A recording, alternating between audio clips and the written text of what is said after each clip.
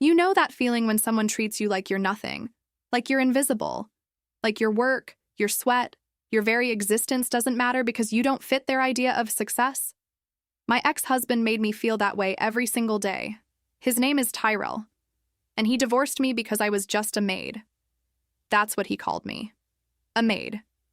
He said I embarrassed him, that I smelled like cleaning products instead of Chanel, that his career as an influencer and life coach required a trophy wife, someone with class, someone who looked good on Instagram.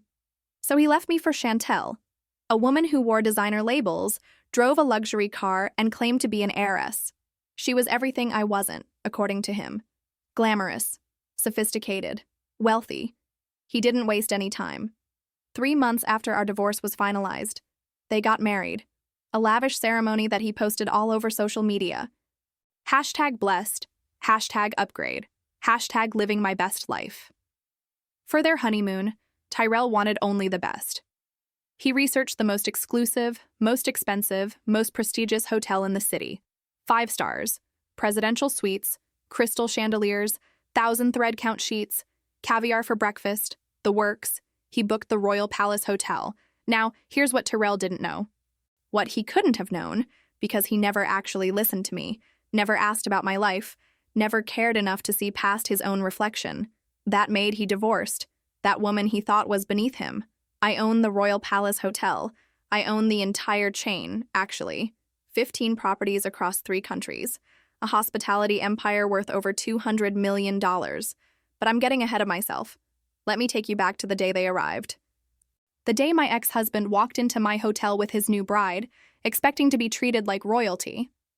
He had no idea he was about to get exactly what he deserved. Let me tell you how it all began. How I went from being Tyrell's wife to being the woman he thought was worthless. We met 7 years ago at a networking event. I was 25, he was 28. He was charming, ambitious, full of big dreams about becoming a motivational speaker and building a personal brand. I was working my way up in the hospitality industry, managing a small boutique hotel downtown. He loved me then. Or at least, he loved the version of me that laughed at his jokes and supported his dreams and didn't ask too many questions about why his coaching business never seemed to make any money. We got married after a year of dating. Simple ceremony, nothing fancy. I didn't mind. I thought we were building something together. A partnership, a future. But here's the thing about Tyrell. He measures everything by appearance, by status, by what things look like on the outside. And on the outside, I didn't look successful enough for him. See, about 6 months into our marriage, I received an inheritance from my grandmother. She had been a brilliant businesswoman, a hotel owner back when women weren't supposed to own businesses. She left me everything. $12 million and her dying wish. Build something that lasts, Keisha. Build something they can't take from you. I could have flashed that money around, bought designer clothes, a fancy car, quit my job, and lived off the interest. That's probably what Tyrell would have done. But that's not who I am. I took that inheritance and I invested it. Quietly. Carefully. I bought a struggling hotel chain, 3 properties that were hemorrhaging money. I rebranded them as the Royal Palace Hotels, and I worked. God, did I work. Every morning, I'd wake up at 5 a.m., I'd put on my business suits and go to meetings with investors, with architects, with interior designers. I'd review financial statements, approve marketing campaigns, negotiate contracts. I was building an empire. But here's where I made my mistake. I wanted to keep it a secret from Tyrell. Not because I didn't trust him, but because I wanted to see if he loved me for me. Not for my money, not for my success, just for me. So when I came home exhausted at night, when he asked what I'd been doing all day, I told him I was working at the hotel. Which was true. I just didn't mention that I owned it. I thought he'd be proud of my work ethic. I thought he'd respect my dedication.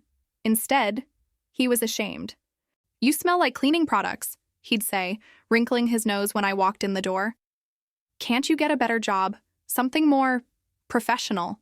he'd ask, scrolling through his phone while I made dinner. "My followers are asking about my wife. What am I supposed to tell them? That you scrub toilets for a living," he'd complain, as if my work was something dirty, something to hide. I tried to tell myself it didn't matter what he thought. that I was doing important work, building something meaningful. That success didn't have to look like designer handbags and Instagram posts, but it hurt. Every dismissive comment, every disgusted look, every time he introduced me to his friends as just my wife and quickly changed the subject, it hurt because I loved him, and I thought he loved me. Then Chantel came into the picture. He met her at some influencer event. She wore a Hermes bag, drove a Range Rover, dropped names of designers and celebrities like they were old friends. She claimed to be the daughter of a real estate mogul, an heiress waiting for her trust fund to fully vest. She was everything Terrell thought success looked like. I found out about them when I came home early from a site inspection at our new hotel in Miami. I walked into our apartment and heard them in our bedroom, laughing. His laugh, her high-pitched giggle, the sound of champagne glasses clinking. I didn't storm in. I didn't scream. I just stood in the hallway and listened to my husband tell another woman that he was almost free, and that he couldn't wait to start his real life in with her. That night, at dinner, I pretended nothing was wrong. I set the table, made his favorite meal, poured the wine, and then he said it, "Keisha, we need to talk." I knew what was coming, but I let him say it anyway. I want a divorce. I looked at him, really looked at him, at this man I'd shared my life with, my bed with, my dreams with, this man who didn't even know who I really was. Why? I asked quietly. He sighed, like I was being difficult, like I was making this harder than it needed to be. "Because I've outgrown this," he said, gesturing vaguely around our apartment, around our life, around me. "My career is taking off. I've got 200,000 followers now. Brands are reaching out for partnerships. I'm building something real, Keisha, and I need a partner who fits that image. And I don't fit. You're a maid," he said simply, cruelly. "You clean hotel rooms for minimum wage. You come home smelling like bleach and sweat. Do you know how that looks? Do you know what people think when I tell them what my wife does?" I wanted to laugh. I wanted to scream. I wanted to tell him the truth right then and there. That the minimum wage maid he was divorcing owned a hotel empire worth more than he'd make in 10 lifetimes. But I didn't. Instead, I said, "Okay." He blinked. "Okay? If that's what you want, then okay. I'll sign the papers." He looked almost disappointed that I wasn't fighting for him. But he recovered quickly, relief washing over his face. "I'll have my lawyer draw them up. And Keisha? I think it's best if we keep things simple. No alimony, no division of assets. We both keep what we came in with." What we came in with. He had no idea what I'd come in with. What I'd built while he was busy taking selfies and posting motivational quotes he'd stolen from better men. "Fine," I said. "Whatever you want, Tyrell." The divorce took 3 months. He moved in with Chantel immediately, posting pictures of their new beginning all over social media. Designer furniture, champagne breakfasts, couples gym sessions, romantic dinners at expensive restaurants. I watched it all from my penthouse office at the Royal Palace flagship hotel. I watched him play pretend with a woman who was playing pretend right back, because here's what Terrell didn't know. Chantel wasn't an heiress. She was a con artist, a very good one, but a con artist nonetheless. The Hermes bag, rented from a luxury rental service. The Range Rover, leased under someone else's name. The family money, complete fiction. She'd done her research on Tyrell. She'd seen his follower count, his designer clothes, his talk about business deals and brand partnerships. She thought he was rich, and he thought she was rich. 2 broke people, pretending to be wealthy, each trying to scam the other. It would have been funny if it wasn't so pathetic. The wedding happened fast. Tyrell wanted to lock it down before Chantel's trust fund vested, and she realized he was all image and no substance. Chantel wanted to marry him before his big deals went through, and he realized her family money was imaginary. They rented a venue they couldn't afford, hired photographers and videographers to capture every moment for social media, served champagne they'd put on credit cards, invited influencers and strangers, anyone who would make the wedding look impressive online. I didn't go. I sent a generous gift, though. A set of crystal champagne flutes. Expensive ones. From Tiffany. with a note that said, "To new beginnings." What Tyrell didn't know was that I'd charged it to his credit card, the one he'd forgotten to remove me from. A small, petty revenge. $2,500 worth of crystal that he'd be paying off for months. The honeymoon was the crown jewel of their charade. Tyrell had been planning it for weeks, researching the most exclusive, most photographable, most enviable destination he could find. He settled on the Royal Palace Hotel. The best of the best, he posted on Instagram. Only the finest for my queen, presidential suite, 5-star service, unlimited everything. This is what success looks like. When I saw the reservation come through our system, I smiled. I called my general manager into my office. Marcus had been with me since the beginning, one of the few people who knew the truth about who I really was. "Marcus," I said, pulling up the reservation on my screen, "I need you to do me a favor." He looked at the name. His eyebrows shot up. "Is that my ex-husband?" "Yes."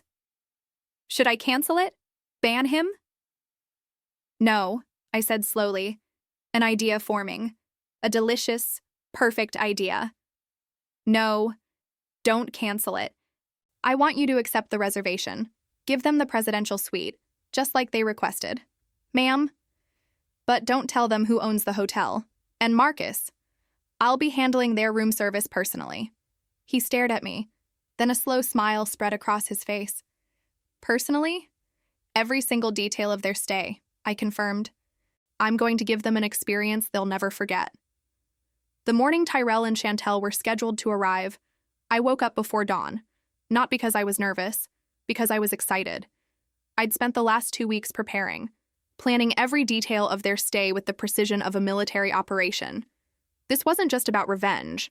This was about justice, about showing Tyrell exactly what he'd thrown away when he decided I wasn't good enough for him. I got dressed in my usual work attire, a simple black pencil skirt, white blouse, sensible heels. I pulled my hair back into a neat bun, minimal makeup.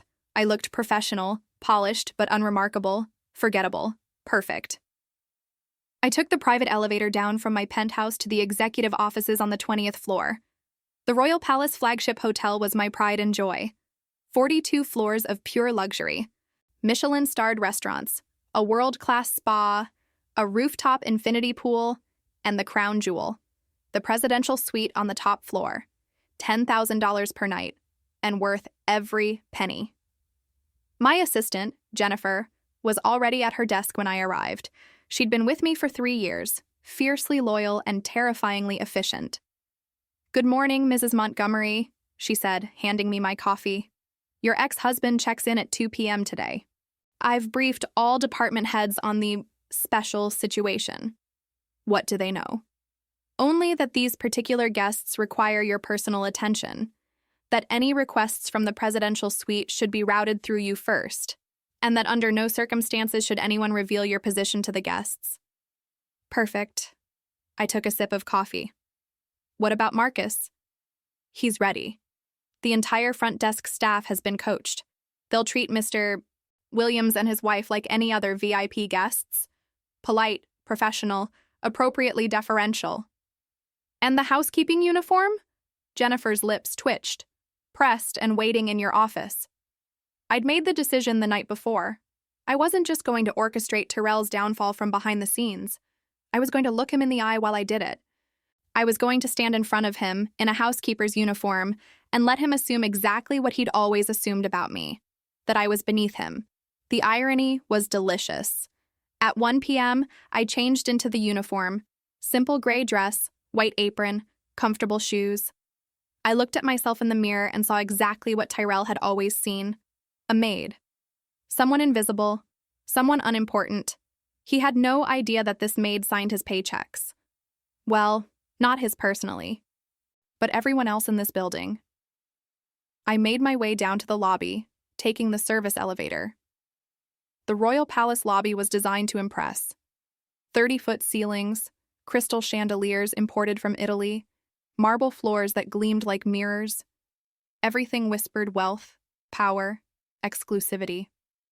I positioned myself near the concierge desk, pretending to dust a vase. From here, I had a perfect view of the entrance. At 2:07 p.m., they arrived. Tyrell came through the revolving doors first, pulling 2 Louis Vuitton suitcases behind him. He wore a white linen suit that probably cost more than he could afford, designer sunglasses, and that confident smirk I'd once found charming and now found utterly punchable. Chantel followed, tottering on 6-inch heels, wearing a dress so tight I wondered how she'd managed to sit in the car. Her hair was professionally blown out, her makeup camera ready. She looked around the lobby with practiced nonchalance, as if she stayed in places like this all the time. She didn't. I'd done my research. The fanciest hotel Chantel had ever stayed in was a Holiday Inn Express in Atlantic City. "Excuse me." Tyrell's voice rang out across the lobby, sharp and demanding. He snapped his fingers at the front desk clerk. Actually snapped his fingers, like summoning a servant. I watched Marcus maintain his professional composure, even as I saw the slight tightening around his eyes. He hated when guests snapped. "Welcome to the Royal Palace Hotel," Marcus said smoothly. "How may I assist you today?" "Checking in, presidential suite, reservation under Williams, Tyrell Williams."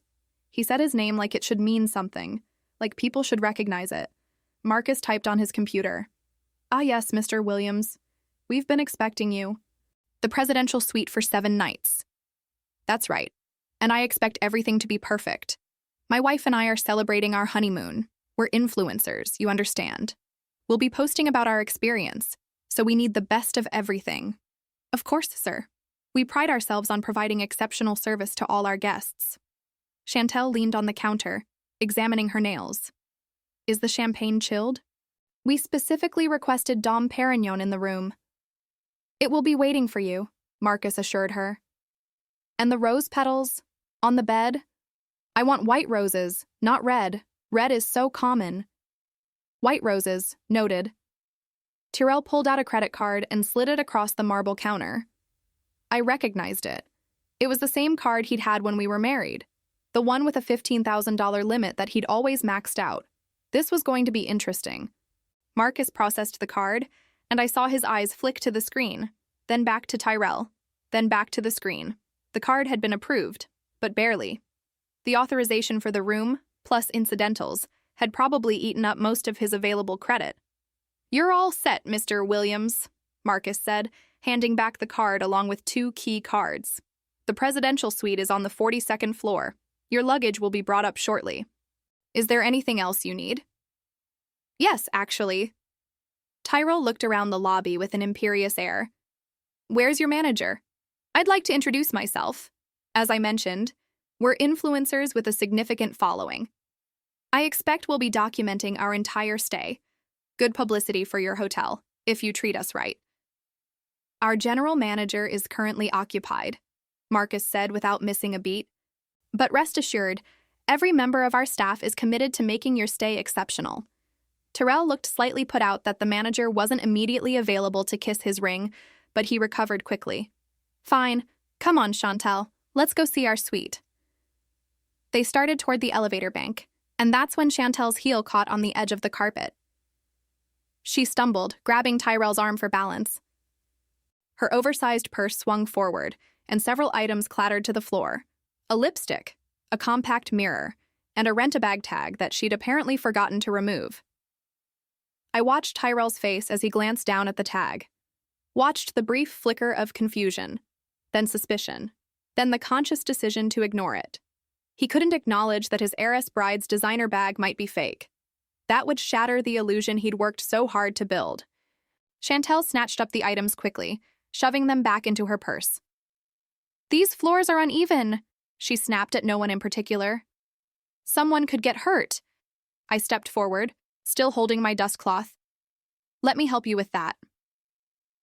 I bent down and picked up the lipstick she'd missed, handed it to her with a polite smile. She took it without even looking at me. Without a thank you, as if I was part of the furniture. But Tyrell looked, and when he did, I saw the exact moment recognition hit him. His eyes widened. His mouth fell open slightly. He stared at me like he was seeing a ghost. "Keisha." I met his eyes. Let him see that, yes, it was me. His ex-wife, standing in this 5-star hotel in a housekeeper's uniform, All his assumptions about me confirmed. "Hello, Tyrell," I said calmly. "Welcome to the royal palace." He looked from me to the uniform to the dustcloth in my hands. I could see his brain working, fitting this new information into his worldview. Keisha worked at hotels. Of course she'd still be working at hotels. Probably got a job here after the divorce. Still scrubbing and cleaning. Still exactly what he'd always thought she was. Nothing. A slow smile spread across his face. Not a kind smile. A smug, satisfied smile that said, "See? I was right about you." "You work here now?" he asked, his voice dripping with false sympathy. "Well, I suppose you have to make a living somehow." Chantel finally noticed me, her gaze dismissive.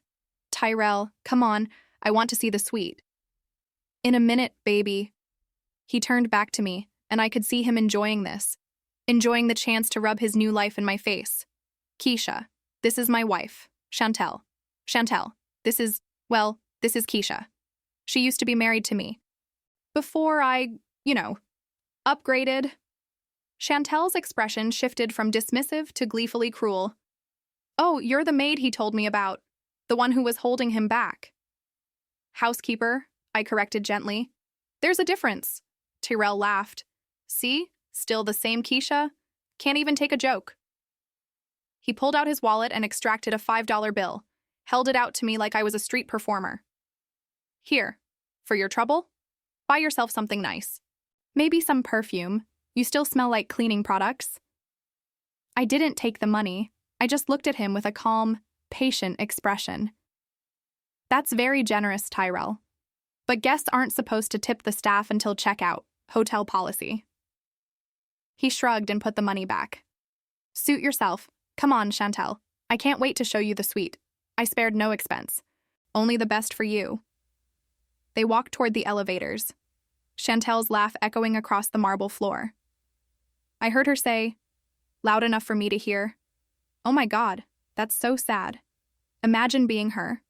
Divorced, alone, cleaning up after successful people." Tyrell's response, "I know, right? I dodged a bullet there. Could you imagine if I was still stuck with her?" The elevator doors closed behind them. Marcus walked over to me, concern on his face. "Are you okay?" I smiled. A real smile this time. "Marcus, I'm perfect. In fact, I'm better than perfect. Did you see his face when he tried to use that credit card? Barely approved. Another $1,000 and it would have been declined." "And hers?" "She didn't offer one. I'm guessing she doesn't have one to offer."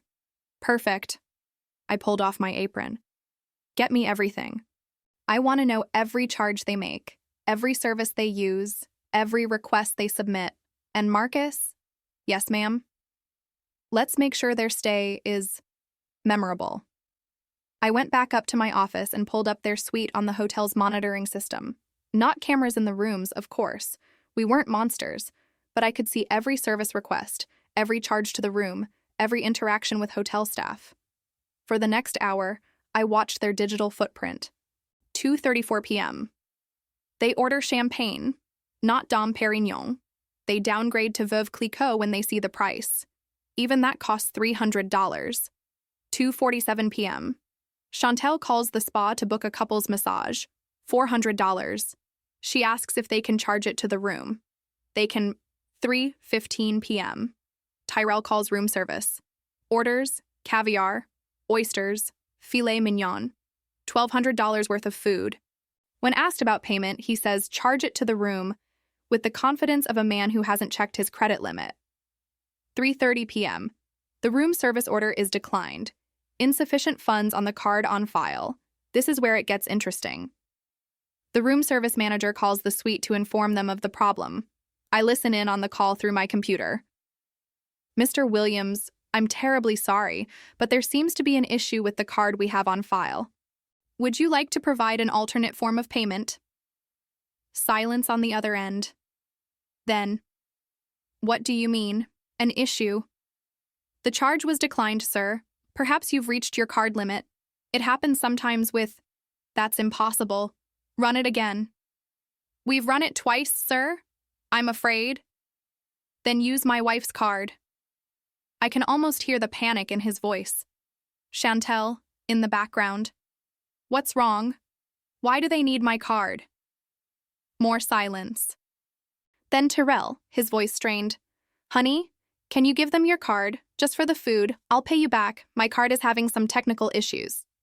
Technical issues? Terrell, you said you had this covered. You said money wasn't a problem. It's not a problem. It's just, the bank sometimes flags large purchases at hotels. Security measure. Just give them your card. A longer pause. Then Chantel, sweetly poisonous. Baby, I would, but all my cards are back home. I didn't bring them because you said you were handling everything. The lie is so smooth, so practiced. She doesn't have cards because she doesn't have money. Tyrell knows it. She knows he knows it. But neither can admit it without exposing themselves. Finally, just bring us the champagne. We'll figure out the food later. The call ends. I sit back in my chair, smiling. This is going to be even better than I thought. By evening, I had changed back into my housekeeper's uniform. I'd spent the afternoon monitoring their every move, every phone call, every desperate attempt to maintain the illusion of wealth they'd both constructed. At 6:47 p.m., I received notification that they'd called housekeeping. They wanted their room refreshed before dinner. Perfect. I grabbed a cart loaded with fresh towels, toiletries, and cleaning supplies. I made my way to the 42nd floor, taking the service elevator. My heart was beating faster than usual, but not from nerves, from anticipation. I knocked on the door of the presidential suite. 3 firm, professional knocks. Housekeeping! Chantel opened the door. She was wearing a silk robe, her hair wrapped in a towel. She looked irritated. Finally, we called 20 minutes ago. My apologies, ma'am. We're very thorough with our service. May I come in? She stepped aside without looking at me, already walking back toward the bathroom. The bedroom needs fresh sheets, and there's something wrong with the air conditioning. It's too cold in here. I wheeled my cart inside and took a moment to appreciate the space. The presidential suite was my masterpiece. Floor-to-ceiling windows with panoramic city views, a grand piano in the living room, marble bathrooms with heated floors, a private terrace with a hot tub, original artwork on the walls worth more than most people's houses. And Tyrell was sitting on the cream leather sofa, scrolling through his phone, frowning at the screen. He looked up when I entered, saw me. His frown deepened. Oh, it's you. Good evening, Mr. Williams. I'm here to refresh your room. He stood up, and I could see he was enjoying this, the power dynamic. Him in the luxury suite, me pushing a cleaning cart. Everything confirmed his worldview. Keisha, let me ask you something. He walked closer, that smug smile on his face. Do you ever regret it? Letting me go? I mean, look at this. He gestured around the suite. This is my life now. Luxury, success, everything I always knew I deserved. And you're... He looked pointedly at my uniform, still exactly where you were. I began stripping the bed, pulling off the sheets with practiced efficiency. I'm exactly where I need to be, Tyrell. Right. Keep telling yourself that. He pulled out his wallet again. This time, he extracted a $10 bill. Here. I'm feeling generous. Chantel. He called toward the bathroom. Come give the maid a tip. Make her day. Chantel emerged, now dressed in a designer outfit that I recognized from a rental website I'd checked earlier. $800 to rent for a week. She looked at me with something between pity and contempt. "Aw, that's so sweet of you, baby." She pulled a 5 from her purse, added it to Terrell's 10. Here you go, honey. Maybe save up and you can stay in a place like this someday. As a guest, I mean. I took the money this time, folded it carefully and put it in my pocket. Thank you, Mrs. Williams. That's very kind. It must be hard, Chantel continued, perching on the arm of the sofa. Seeing people like us living the life you'll never have. But hey, honest work is honest work, right? No shame in cleaning toilets. I don't clean toilets, actually, I said, moving to dust the nightstand. That's a different department. Terrell laughed. Oh, excuse us. You dust and change sheets. So much better.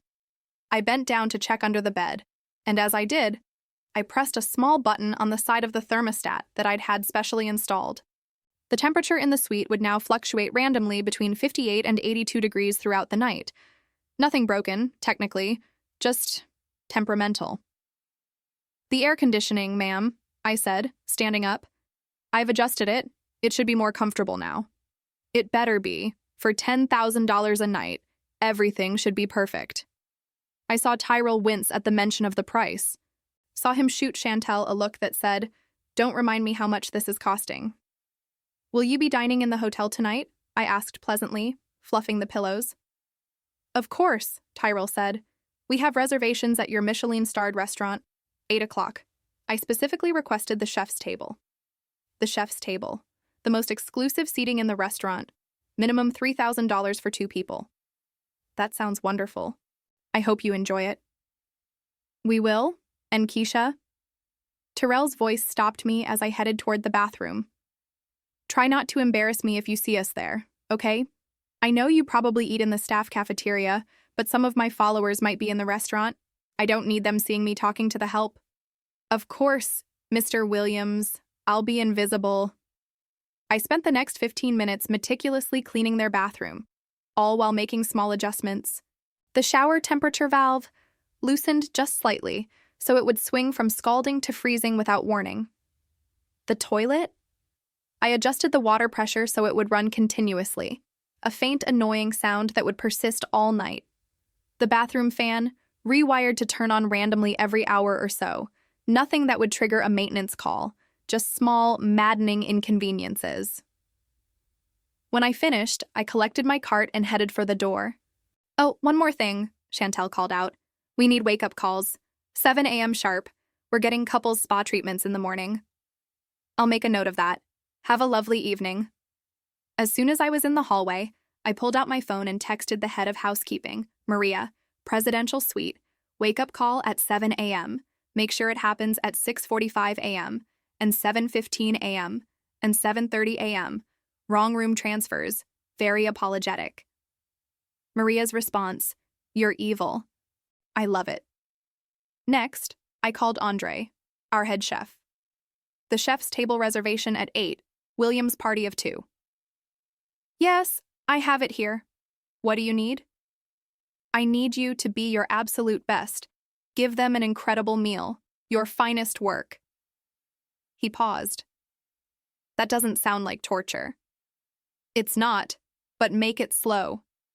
Very slow. Explain every dish in excruciating detail. Make the gaps between courses long. I want them in that dining room for 4 hours minimum." "And Andre?" "Yes?" "Make sure their wine is on the priciest side of the menu. Whatever they order, have the sommelier upsell them. Hard. Consider it done." At 7:53 p.m., I positioned myself in the staff area adjacent to the restaurant, watching through the two-way mirror we used for training purposes. I changed out of my uniform and into a simple black dress. I wanted to see this. Tyrell and Chantel arrived right on time, dressed to the nines. Tyrell in a designer suit, Chantel in a gown that probably cost her next 3 months, rent to borrow. They looked like money. They looked like success. They looked like frauds.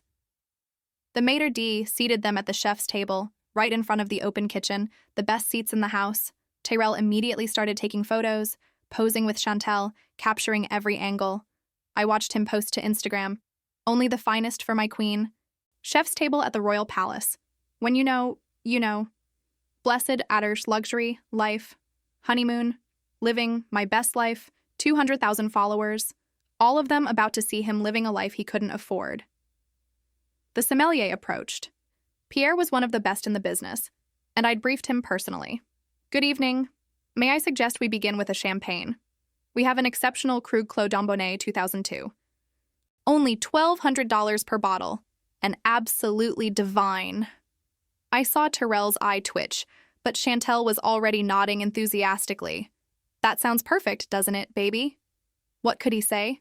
Not in front of her, not in front of his Instagram followers. Of course, only the best. The champagne arrived. They toasted. They posed for more photos. Tyrell's smile looked increasingly strained. Then the food began. Andre outdid himself. Course after course of culinary artistry, amuse-bouche, oysters with caviar, foie gras, truffle risotto, wagyu beef. Each dish presented with a 10-minute explanation of its provenance, preparation, and pairing. Between courses, long, luxurious pauses. 20 minutes, 25, 30. I could see Tyrell getting antsy, checking his phone, looking around. The bill was mounting, and he knew it. Every course, every wine pairing, every truffle shaving was adding hundreds of dollars. At 10:47 p.m., they were still eating. Chantel looked tired, her smile forced. Tyrell kept shifting in his seat. Finally, at 11:23 p.m., the meal ended. Dessert, coffee, digestives. The bill arrived in a leather folder. I watched Tyrell open it, watched the color drain from his face. $8,743. For one meal. He sat there, staring at the number. I could see the panic building. His credit card was already maxed out from the room. He had maybe $2,000 left in his checking account. Chantel was supposed to be paying for things, but she'd already proven she had no money. Chantel leaned over. What's wrong? Nothing. Just, wow. This is more than I expected. Well, it was incredible. Worth every penny, right? Yeah, absolutely. He pulled out his credit card with shaking hands. Let me just... The server took the card, returned 3 minutes later. I'm very sorry, sir. This card has been declined. Do you have another form of payment? Every nearby table turned to look.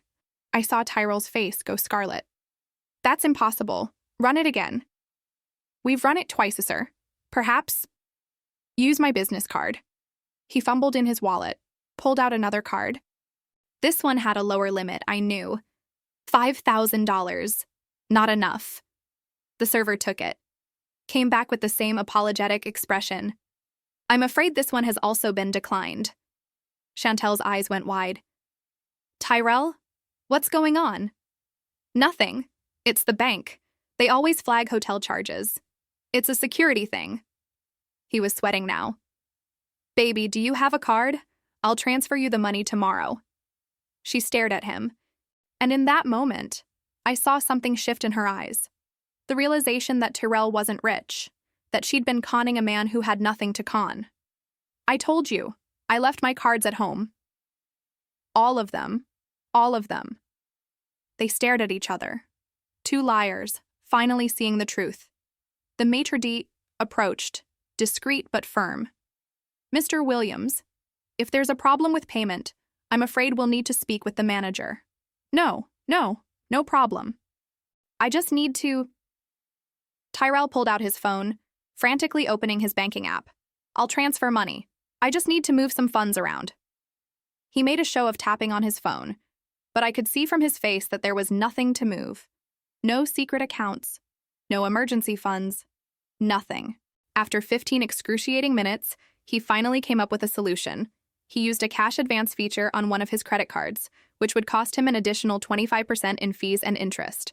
He paid in cash, counting out $100 bills with shaking hands.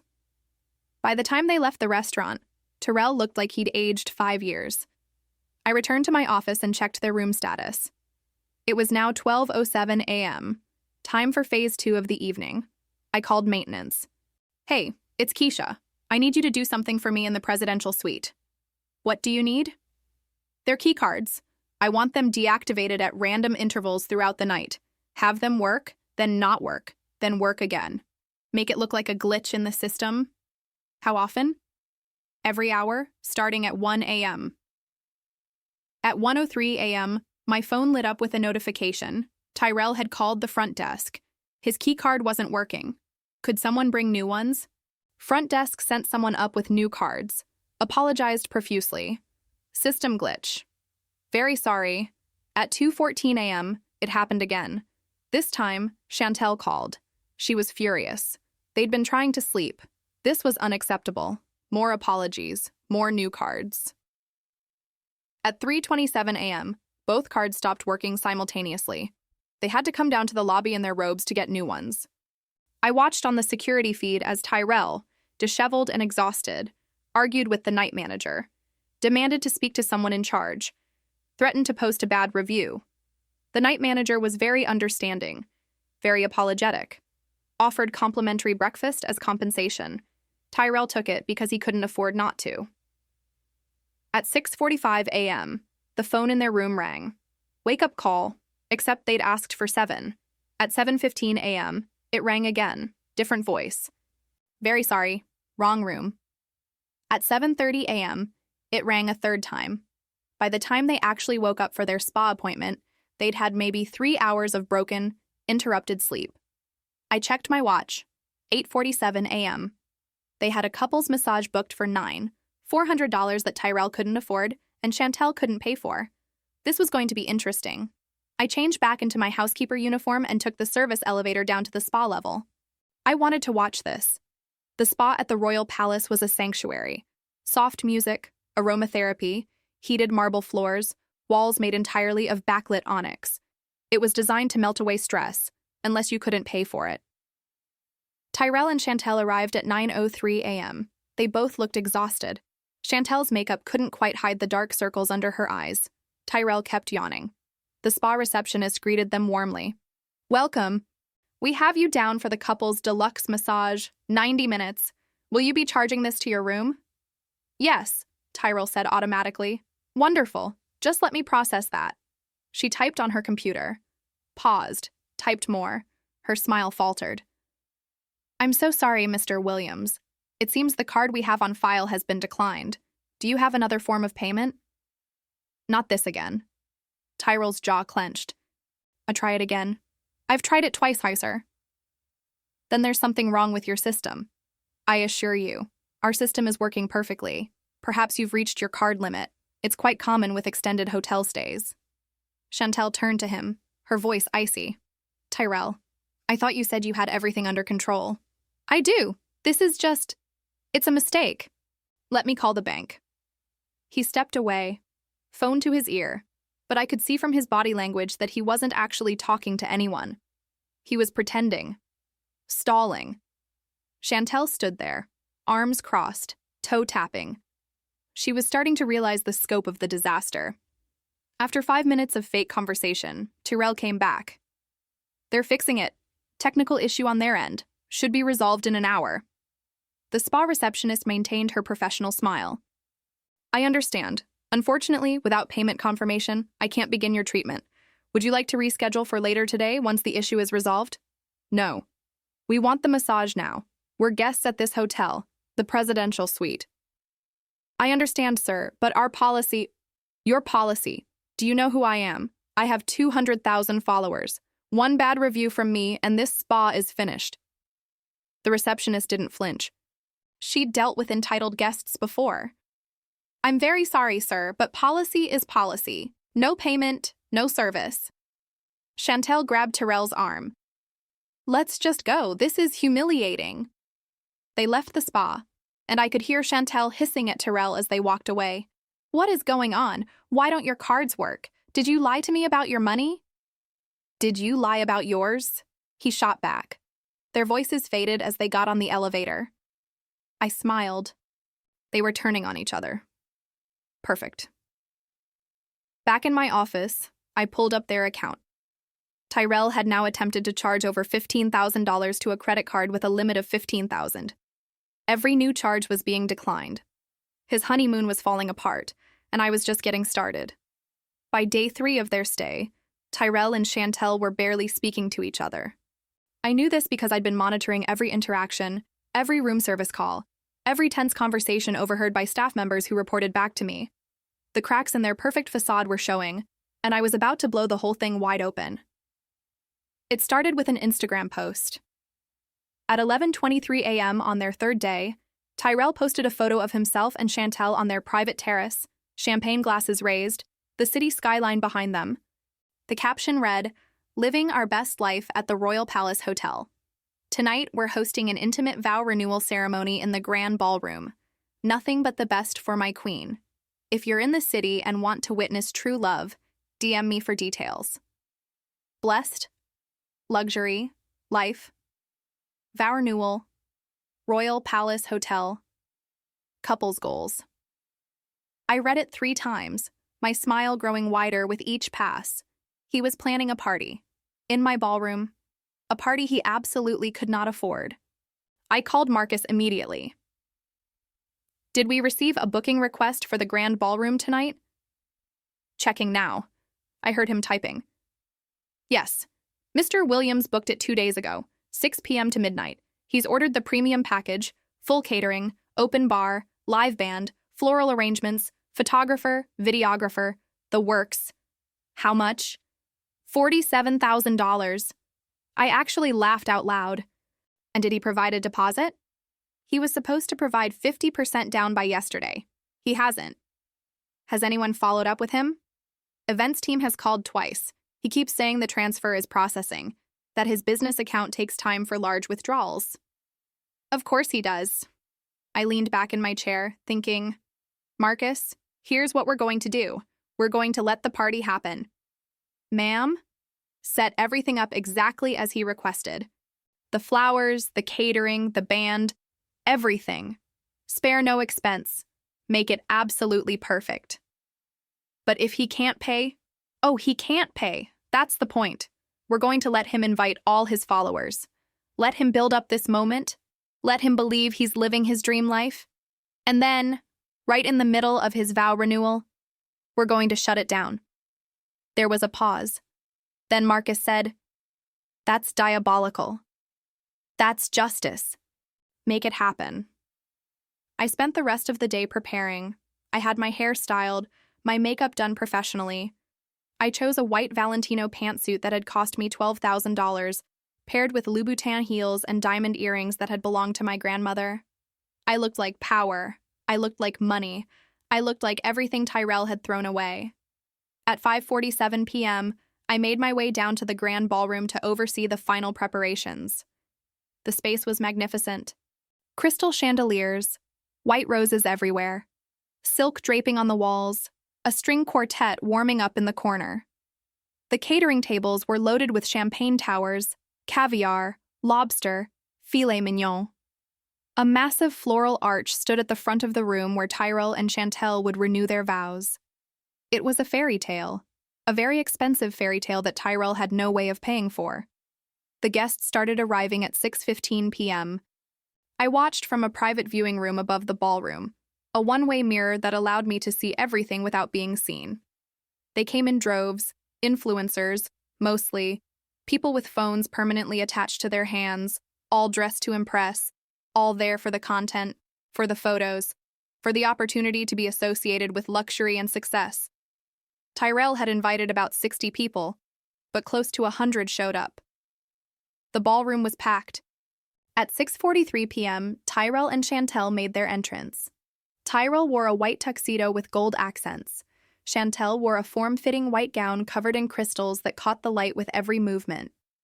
They walked down the center aisle as the quartet played, waving like royalty, stopping for photos every few steps. Everyone applauded. Phones were raised. Videos were recorded. This was Instagram gold. They took their place under the floral arch. Tyrell grabbed a microphone, his smile so wide it looked painful. Thank you all for being here. His voice boomed through the sound system. My beautiful wife and I wanted to share this special moment with the people who've supported our journey. When I look at Chantel, I see everything I've ever wanted. Beauty, class, success. She's the woman I always deserved. I felt my jaw tighten at that. The woman he always deserved. As if I had been some kind of punishment he'd endured. Chantel took the microphone next. Tyrell is my king. He showed me what real love looks like, what real success looks like. We're living proof that when you demand the best, you get the best. The crowd cheered. Champagne corks popped. The photographer's camera flashed continuously. It was perfect. Exactly what I needed. I pulled out my phone and texted Marcus. It's time. At 7:34 p.m., right as Tyrell was in the middle of his vows, right as he was saying, I promise to give you the world, to never let you settle for anything less than extraordinary. The music stopped. The lights stayed on, but the quartet fell silent. The servers stopped moving. Everyone in the room turned to look as Marcus walked onto the small stage, his expression grave. Excuse me, ladies and gentlemen. I'm terribly sorry to interrupt. Tyrell lowered the microphone, confused. What's going on? Mr. Williams, I need to speak with you, privately. I'm in the middle of my vows. Whatever it is can wait. I'm afraid it can't, sir. Marcus's voice was loud enough for everyone to hear, and that was intentional. There's an issue with payment for this event. The room went completely silent. You could have heard a pin drop. Tyrell's face went red. I told you, the payment is processing. Now please, leave us alone. Sir, we've been attempting to process payment for 3 days. Every card you've provided has been declined. You currently owe the hotel $62,417. That includes the room, dining, and this event. Gasps rippled through the crowd. Phones that had been recording the ceremony were now recording this new, unexpected drama. Chantel grabbed Tyrell's arm. What is he talking about? He's confused. There's been a mistake. Tyrell turned back to Marcus, his voice dropping to a harsh whisper that still carried through the microphone. I said we'll handle this later. Mr. Williams, I'm afraid if we can't secure payment immediately, we'll have to shut down the event. Shut down? Chantel's voice was shrill. Tyrell, tell them you have the money. I do have the money. It's in investments, tied up. I can get it. I just need time. Marcus remained calm, professional. I understand, sir. Unfortunately, hotel policy requires payment before services are rendered. Since we don't have a deposit, we can't continue. The crowd was buzzing now. Whispers, murmurs, people checking their phones to see if this was being live-streamed anywhere. Tyrell's face was now purple. You can't do this. Do you know who I am? I have 200,000 followers. I'll ruin this hotel. Sir, we simply need payment. Then take my wife's card. Chantel, give them your card. All eyes turned to Chantel. She stood there, frozen, her face pale under her makeup. I don't have it with me. What do you mean you don't have it? You're supposed to be an heiress. Your family has money. My family, she started, then stopped. She could feel everyone watching, everyone recording. My family's money is in a trust. I can't access it right now. You've been saying that for months.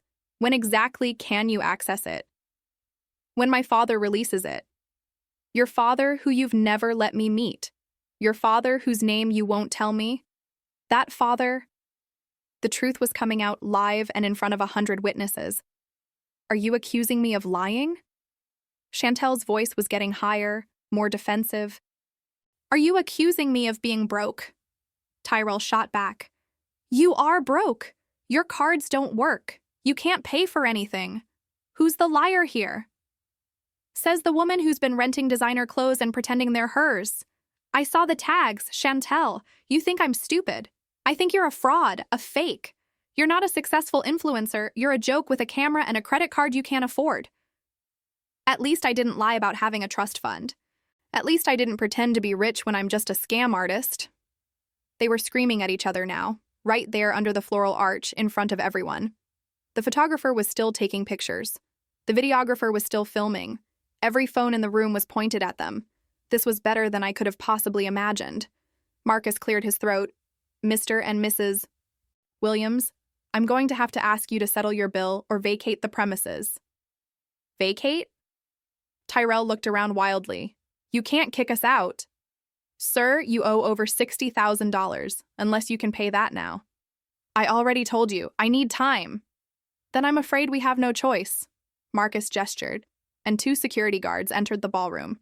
Please escort Mr. and Mrs. Williams to their suite to collect their belongings. This is insane. You can't treat us like this. We're guests. You're guests who haven't paid. There's a difference.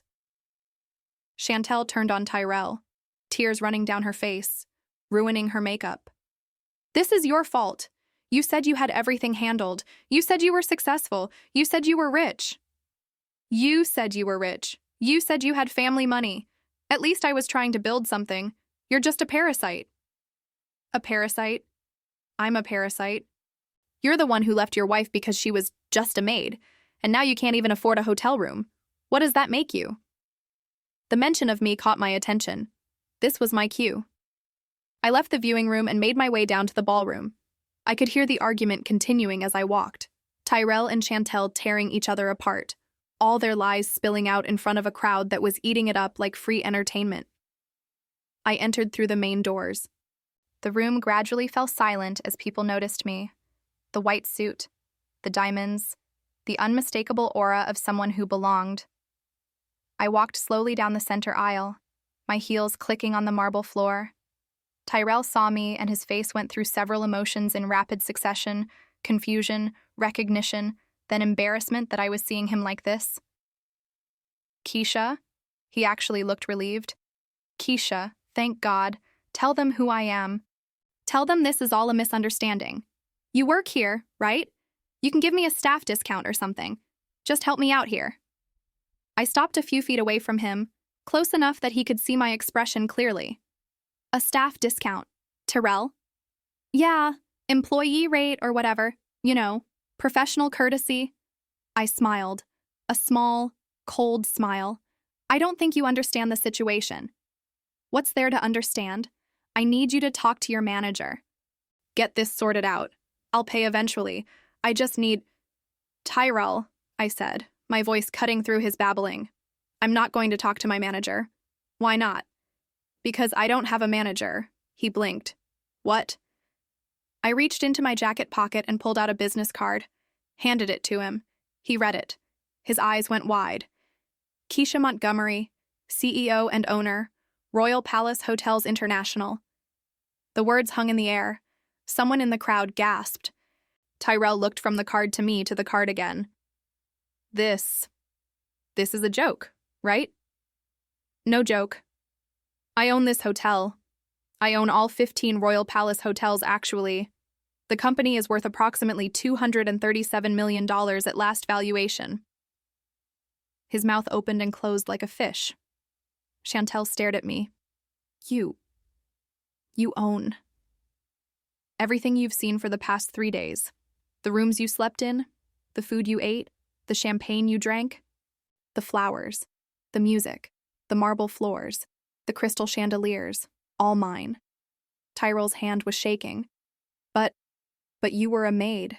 You cleaned houses. I was never a maid, Tyrell.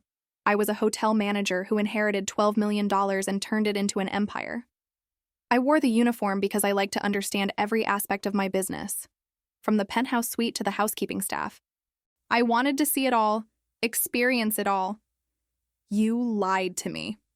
I laughed. Actually, laughed. I lied. Tyrell, I told you exactly what I was doing. I said I worked at hotels. I said I was in hospitality. You just assumed that meant I was at the bottom. You never asked. You never cared enough to ask. But why didn't you tell me? Because I wanted to see if you loved me for me, not for my money. And you showed me exactly who you are. You left me because you thought I wasn't successful enough. You married someone you thought was rich. You've spent your entire adult life chasing the appearance of wealth instead of building anything real. Chantel found her voice. So, this whole thing, the problems with the room, the cards not working, the wake-up calls, that was all you? Every bit of it. I wanted Tyrell to experience exactly what he thought he wanted. Luxury, excess, the presidential suite, the finest food, the best service, and I wanted him to realize that he could never afford it, that he traded something real for something fake. I turned to address the crowd, many of whom were still recording. Let me be very clear. Mr. Williams owes this hotel $62,417. He has repeatedly failed to provide payment. His credit cards are maxed out. His bank accounts are nearly empty. And his wife, who he believed was an heiress, is actually a con artist who's been renting designer clothes and pretending to have family money. More gasps. Chantel's face went white. Both of them, I continued, built their entire relationship on lies. He lied about being successful. She lied about being wealthy. They've been scamming each other for months, neither willing to admit the truth because they were both too invested in the fantasy. I turned back to Tyrell. You treated me like I was nothing, like my work didn't matter, like I was an embarrassment. You told me I smelled like cleaning products. You said you needed a woman with class, a woman who deserved you. My voice got quieter, but somehow more powerful. I always had class, Tyrell. I always had worth. I built an empire while you were taking selfies. I employed 3,000 people while you were buying followers. I created something that will last generations while you were chasing Instagram likes. I held up the bill Marcus had given me earlier. This is what you owe, $62,000. You have 24 hours to pay it. If you can't, I'll be filing charges for fraud and theft of services. Keisha, please. I'm sorry. I was wrong about you. I see that now. Can't we work something out? Work something out. I tilted my head. The way you worked things out when you divorced me? When you took everything you could and left me with nothing? I didn't take everything. You tried to. You just didn't realize there was nothing to take. The money was in my name. The business was in my name. The properties were in my name. You left me because you thought I was poor, never realizing I could buy and sell you 1,000 times over. Chantel suddenly spoke up. If you're so rich, why do you care about $60,000? Just let it go. I turned to her. It's not about the money. It's about the principle. It's about showing people like you and Tyrell that you can't fake your way through life. That eventually, the bill comes due. I nodded to Marcus. Remove them from my hotel. And put them on the blacklist. They're banned from all Royal Palace properties, worldwide. The security guards moved forward. Tyrell held up his hands. Wait, our luggage. Our things are still in the room. Your luggage is being held as collateral until you pay your bill. That's standard policy for guests who can't pay. You can't do that? Actually, I can. It's in the terms and conditions you signed when you checked in. Section 14, paragraph 3. I suggest you read the fine print next time. This is illegal, I'll sue you. With what lawyer? You can't even afford your hotel bill. Chantel grabbed Tyrell's arm. Come on, let's just go. This is humiliating. As the security guards escorted them toward the exit, Tyrell turned back one last time. I loved you, Keisha. I really did. I met his eyes. No, Tyrell. You loved the idea of me. The version you created in your head. The woman who would worship you, support your dreams, and never overshadow you. You never loved the real me, because you never bothered to know who I actually was. They were led out of the ballroom, and the doors closed behind them. The room was silent for a long moment. Then someone started clapping. Then another person. Then the entire ballroom erupted in applause. The applause continued as I stood there in the center of the ballroom, surrounded by strangers who had just witnessed the complete destruction of my ex-husband's fantasy life. I raised a hand, and the room fell silent. Ladies and gentlemen, I apologize that your evening has been disrupted. However, since we have this beautiful space, this incredible catering, and a talented band already paid for. I paused, letting a smile cross my face. Why let it go to waste? Please, enjoy the food, the champagne, the music. Consider it complimentary, courtesy of Royal Palace Hotels. The room erupted again, this time in cheers. Within seconds, people were flooding the buffet tables, grabbing champagne flutes, and the quartet started playing again. I made my way through the crowd, shaking hands, accepting congratulations, and watching as the party Tyrell had planned to glorify himself became a celebration of his downfall. Marcus appeared at my elbow. That was magnificent, ma'am. Thank you, Marcus. How long before they're completely off the property? Security is escorting them out now. They tried to argue about the luggage, but let me guess. Chantel's bags are full of rental items she needs to return, and Tyrell's contain nothing but fake designer knockoffs. How did you know? Because I know exactly who they are. People who value appearance over substance. Who think success is something you wear instead of something you build? My phone buzzed. A notification from Instagram. Tyrell had posted. I opened it, curious to see how he'd spin this disaster. The post was a photo of him and Chantel standing outside the hotel, both of them looking disheveled and angry. The caption read, "Exposed. Royal Palace Hotel is a scam. They lure you in with promises of luxury, then trap you with hidden fees and fraudulent charges. My lawyer will be in touch. Don't stay here."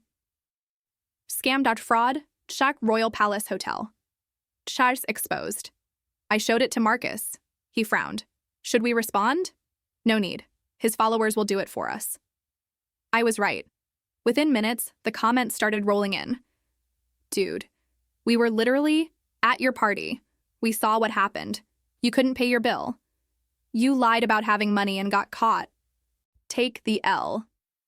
So your ex-wife owns a hotel empire and you left her because she was just a maid? You're an idiot. The audacity of calling them a scam when you're the one who tried to skip out on a $60K plus bill. This is embarrassing.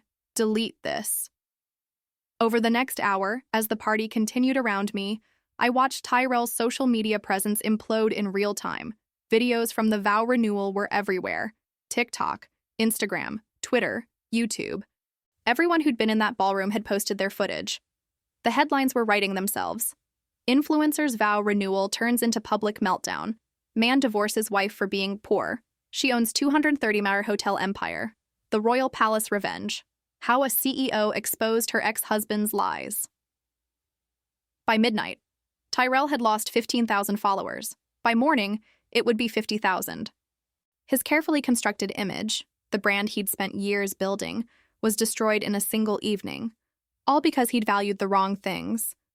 I left the ballroom around 9 p.m., leaving the guests to enjoy their unexpected party. I took my private elevator up to the penthouse, kicked off my heels, and poured myself a glass of wine. My phone rang. It was my lawyer, David. Keisha, I've been seeing the videos. Are you okay? I'm perfect, David. Better than perfect. Tyrell's been trying to reach me.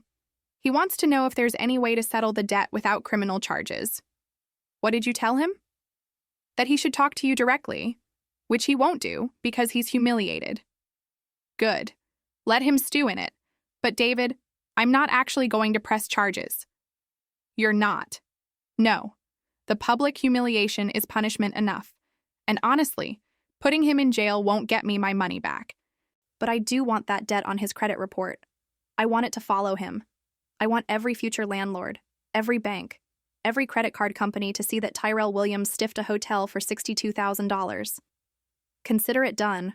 What about the luggage? Have it sent to whatever address he provides, but make him ask for it.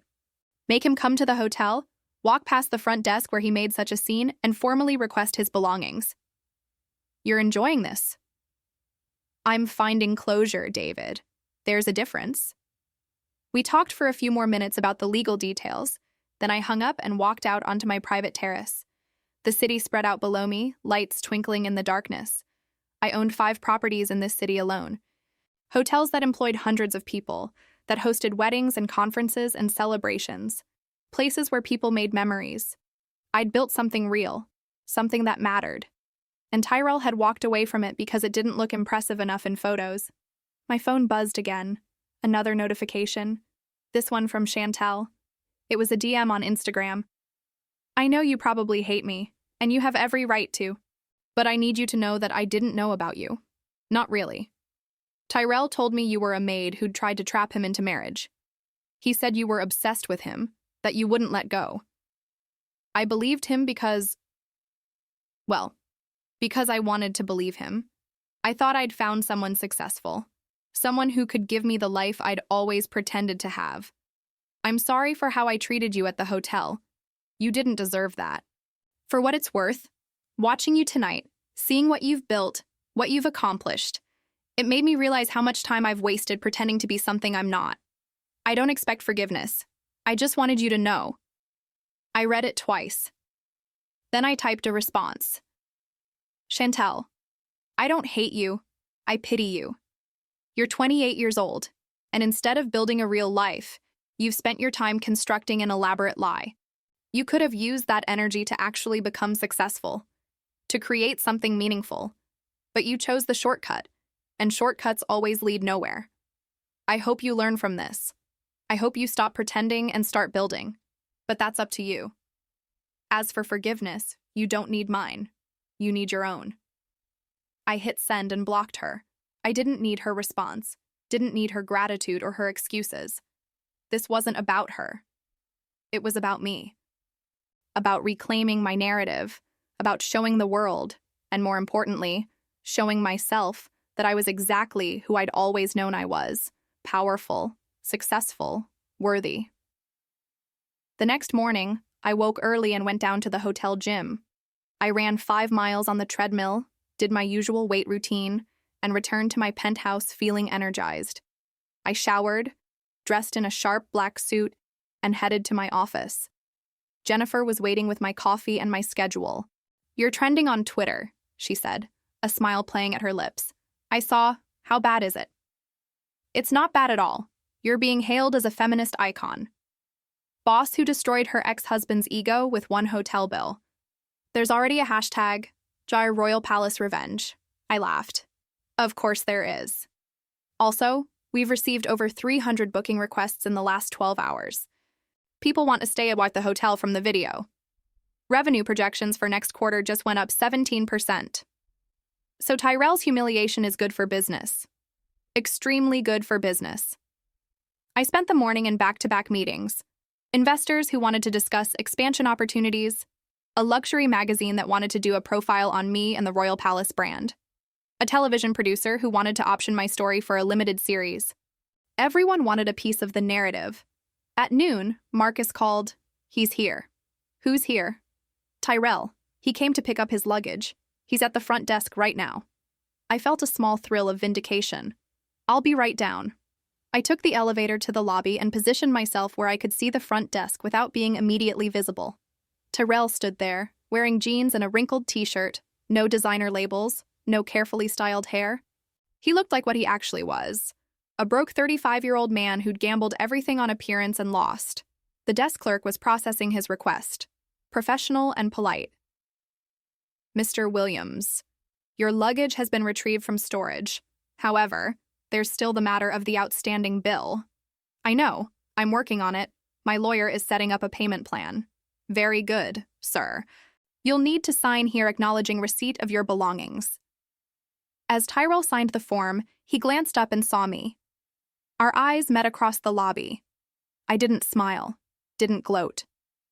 I just looked at him with the calm, measured expression of someone who had already won and knew it. He opened his mouth, like he wanted to say something, then closed it. What was there to say? What words could possibly bridge the gap between who he thought I was and who I actually am? He picked up his suitcases and walked toward the exit. I let him get almost to the door before I spoke. Tyrell. He stopped, turned around. For what it's worth, I said, my voice carrying across the marble floor. I hope you learn something from this. I hope you realize that real success isn't about how things look on Instagram. It's about what you build when no one's watching. It's about integrity, hard work, and treating people with respect regardless of their job title. He stared at me for a long moment, then quietly. I really did love you, in my own way. I know. That's the saddest part. Your own way was so small, so shallow, that you couldn't see what was right in front of you. You had a woman who was building an empire, and you left her because she didn't fit your Instagram aesthetic. I made a mistake. You made a choice, and choices have consequences. Now you get to live with yours. He nodded slowly, then turned and walked out of the hotel. I watched him go, waiting for some feeling of triumph or satisfaction or closure. Instead, I just felt free. Free from his judgment. Free from his limited vision of who I should be. Free from the weight of his disappointment. I returned to my office and spent the afternoon working, reviewing quarterly reports, approving designs for a new hotel in Dubai, taking a call with the board of directors about a potential acquisition in Singapore. This was my life. This was what I'd built. And it was magnificent. That evening, I stood in front of the mirror in my penthouse, getting ready for a charity gala I was hosting at the hotel. I wore a custom emerald Dior gown, my grandmother's diamond necklace, and Manolo Blahnik heels that cost more than Tyrell's car. I looked like success. But more importantly, I was success. The woman in the mirror wasn't defined by her ex-husband's limited imagination. She wasn't reduced to a uniform or a job title. She was a CEO, a businesswoman, a philanthropist, and a force to be reckoned with. She was everything she'd always been. Tyrell just hadn't had the vision to see it. As I walked down to the ballroom, the same ballroom where, just 24 hours earlier, I'd exposed my ex-husband's lies. I thought about the journey that had brought me here, the inheritance from a grandmother who'd believed in me, the decision to invest rather than spend, the long hours, the sacrifices, the moments of doubt, The choice to marry a man who couldn't see my worth. The humiliation of being left for someone better. The quiet revenge of proving that I'd always been the diamond while he chased rhinestones. The gala was packed with investors, celebrities, politicians, and philanthropists. People who respected what I'd built, who saw me for who I actually was. During my speech, I shared a piece of wisdom my grandmother had given me. She told me, "Keisha, never let anyone else determine your value. Build something they can't take from you. Build something that lasts." And that's what I did. I built an empire on my own terms, not for validation, not for approval, but because I knew what I was capable of, even when others didn't. The applause was thunderous. Later that night, after the last guest had left and the staff had cleaned up, I stood alone in the empty ballroom. The same space where Terrell had tried to renew vows based on lies, where I'd revealed the truth and reclaimed my power. My phone buzzed one final time. Another Instagram notification. Terrell had deleted all his social media accounts. His carefully constructed digital life, the persona he'd spent years building, was gone.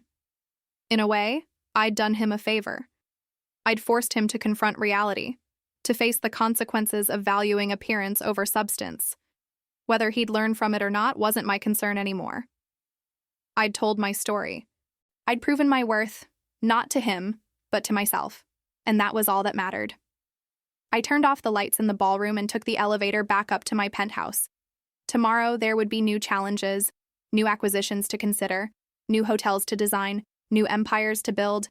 But tonight, I would sleep peacefully in my home at the top of a building I owned, in a city where I'd turned $12 million into a $250 million empire, knowing that I was exactly where I was meant to be. He'd thought I was just a maid.